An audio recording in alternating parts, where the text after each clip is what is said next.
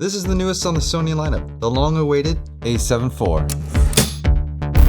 Of course, you get the full frame sensor with 33 megapixels, so it takes awesome photos and creates pretty great videos. So since this camera does both photos and videos, it's made to be a hybrid camera. Being a hybrid camera can have its pluses and drawbacks. We'll get into that in a little bit. So the A7 IV has about 15 stops of dynamic range, which is very close to the predecessor of the A7 III, which has about 14. With a lot of cameras these days, especially the Sony lineup, it comes with 4K 10-bit 422 in-camera recording, which is improved over the A7 III. And as a lot of the new cameras on the Sony lineup, this too also removed the 30-minute time limit of recording, so you can record as much as you want nonstop as long as you got power and enough space to fill up your SD cards. Now we are blessed by the Sony gods who are listening to their subjects. They continuously give us the fully articulating 3-inch monitor. And whether you're doing YouTube videos like this or vlogging, that's what we need it for. We need a camera that has a selfie screen. And this 3-inch screen is almost fully touch with navigating the menus and making sure that you can select your focus and track your focus. Now, who is this camera for? You got so many new cameras in the Sony lineup. You got the A7S III, FX3, the FX6, the A6400, the A6600. Where does this camera lie in the lineup? Well, being in such a diverse family on the different ends of the spectrum, me personally, I don't like too many options when deciding with gear, but thankfully, Sony makes it really easy by differentiating the genres that you would use cameras for. You got the A7R series who are focused on resolution, which means that they have a higher pixel count so that they can have the more crisp and breathing room when it comes to 4K images that they can punch in without losing too much detail. But since it's a 4K camera, it still can do pretty good 4K video recording. But A7R cameras are meant for photos primarily. And on the other side of things, you got the A7S series, which is focused on sensitivity, which means it's good for low light video, removing all the noise so it's more clear and crisp. Hashtag crisp. Then you got the hybrid range of cameras, where it's kind of right in the middle. It has enough pixels to have some of the benefits of the photos, and then it has enough features video-wise where it can shoot really good 4K videos. Now, if you want the best of a hybrid camera, like the one-in-all kind of camera, you can get the Sony A1. But be prepared for a pretty hefty price tag for that one.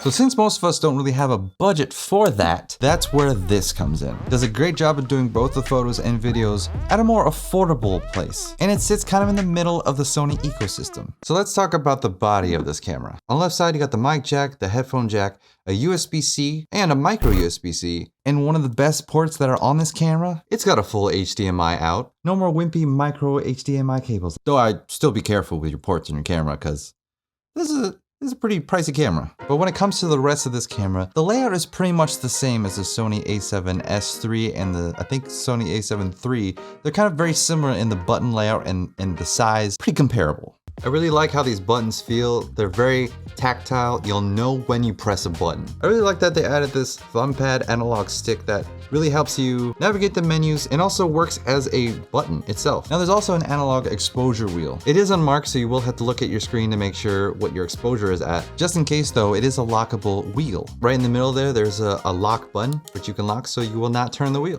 Being a higher end camera, you do get a dedicated side hatch for the SD card location. You do get 2 SD card slots, but only one is a dual slot where it has a CF Express A slot and an SD card slot. But the second SD card slot is just an SD card slot. So that's something to keep in mind if you are a CF Express user. So all of these buttons on the camera, all the buttons, all the wheels, all the dials are pretty much customizable to what you would like them to be.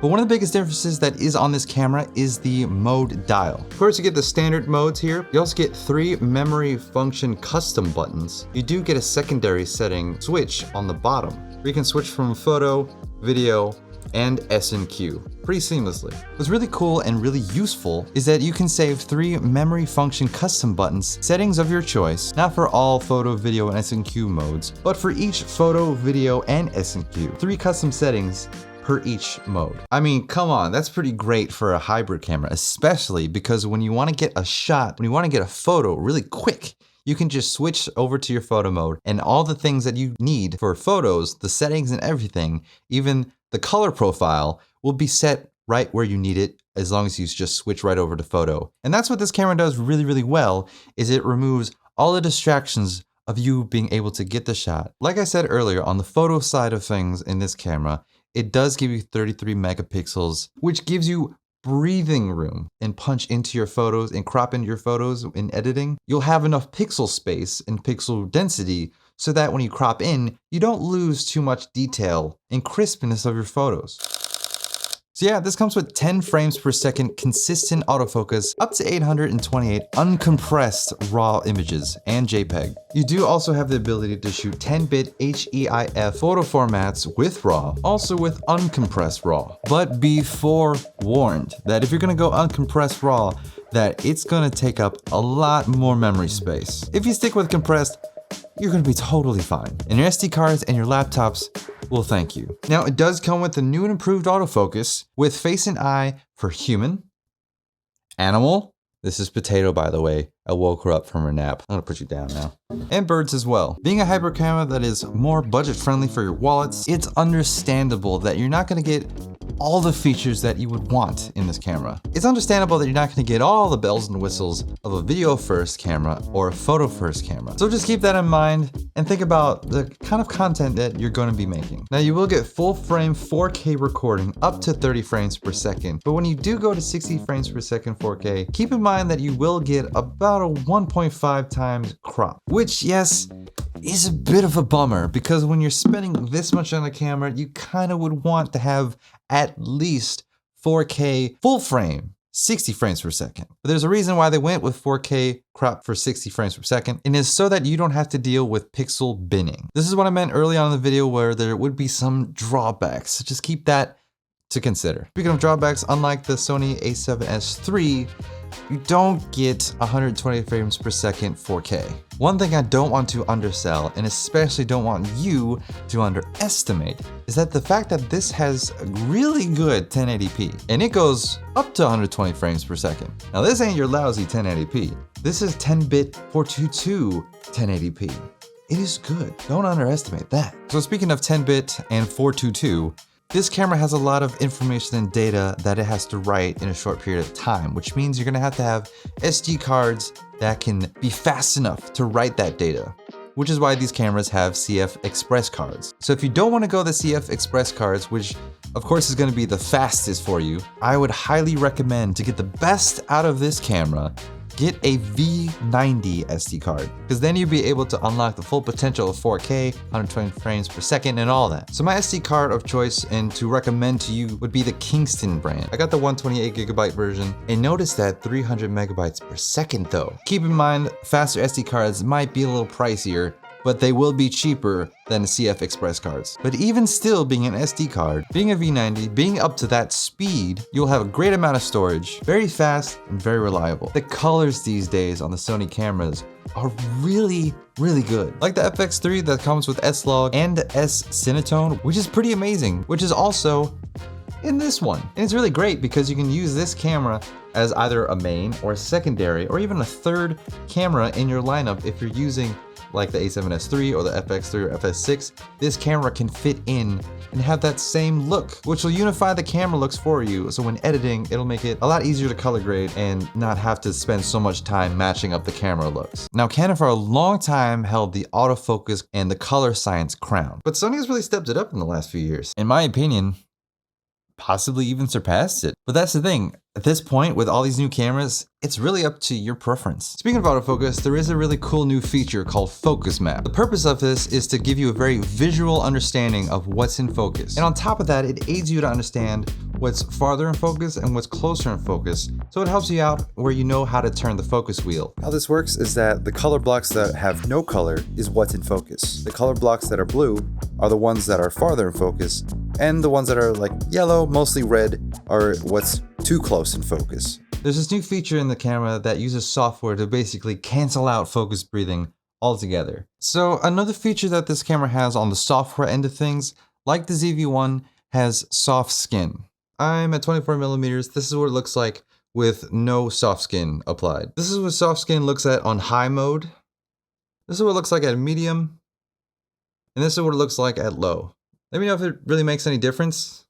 Does it make me look prettier? And that's one of the things I love about cameras these days is that they're not just improving the hardware, they're improving the software end of things. Really putting cameras in a smarter tech world is just making things so much better and assisting creating content for us. Like, great job, Sony. So this is a standard color profile, and this is with active stabilization. So it should be a lot smoother. It does crop in a little bit to the sensor, so the stabilization would be much better. This is S-Cinetone with a standard stabilization. Also with Sony lenses, they'll have optical stabilization, so you can pair that with the active or standard stabilization. They kind of solve that warpy weirdness at the wide angle, which I mean, with Canon, they still kind of have that problem. So Sony has that kind of figured out. This is still standard stabilization, but this is S-Log3. So this is how the colors would look like at S-Log3, and then when you color grade. I think this looks pretty nice. This is a pretty great camera. So this camera does have an issue with overheating. Probably not in these environments, because it is bone-chilling cold. But do keep in mind, it does have some tendency to have an overheat warning and then it will shut off. That is when it's set in standard mode.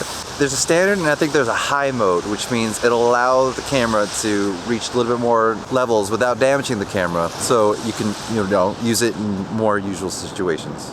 I did experience this once. I had my camera set up as a webcam and for some reason it was sitting there next to the heater, and then I got the little light right here in the screen where it'd be like, warning, overheating. And I was like, how? It's not even really recording. How in the world is this even overheating? I know others have seen this pop up for them around 4K 60, even 24 frames per second, around the 20-minute mark. So if you've experienced that, don't freak out. Did a quick YouTube search, put it in high mode, and I've never had a problem since. So just don't freak out. There is a fix. I mean, clearly, in these kind of environments, I don't think this camera is going to overheat in standard mode at all. Another cool feature about the A7 IV is that you can control it via iPhone, iPad, even your own PC. And as always, there's an app for that. Sony has the Imaging Edge app, and this allows you to use your camera as a webcam just by using the USB-C cable that comes with the camera. Okay, it's cold now. I'm heading back to the car. I can't take this anymore. It's so dang cold. So my final thoughts. I just want you guys to keep in mind that this is on the more affordable end of hybrid cameras. But I know it doesn't have all the specs. I know it doesn't have 4K 120 frames per second. I know it doesn't have every single thing that you would want. It is hands down one of the greatest cameras Sony has made. And honestly, I think this is going to be a camera that most people in most use cases are going to benefit the most from. And if you're stuck on the fact that it doesn't have 120 frames per second in 4K, this camera has features that the Sony A7 III doesn't have, or the FX3 doesn't have. So there is a give and take there. But I'm very interested. Let me know in the comments down below, what were you interested in finding out about this camera, if this was going to be something that you would potentially purchase. Don't forget to subscribe and look at Graph. So I'll catch you guys next time. Peace.